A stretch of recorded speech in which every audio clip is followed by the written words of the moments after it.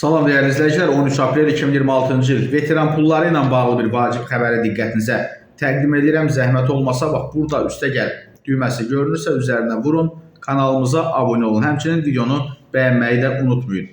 Azərbaycanda 80 manat məbləğində aylıq prezident təqaüdü verilən müharibə veteranlarının sayı məlum olub. Trendin məlumatına görə 2026-cı ildə 182.961 veteran prezident təqaüdü alır. Bu göstərici onu deməyə əsas verir ki, hər ay 14.636.880 manat vəsait müharibə iştirakçılarına sosial müavinət kimi ödənilir.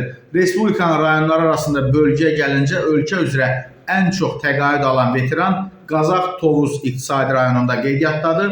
Belə ki, hazırda bu bölgədə təqaüd alanların sayı 19.431'dir. Təqaüd alanların say azlığına görə seçilən bölgə isə Dağlıq Şirvan iqtisadi rayonudur. Burada hazırda 4.988 nəfərə təqaüd verilir.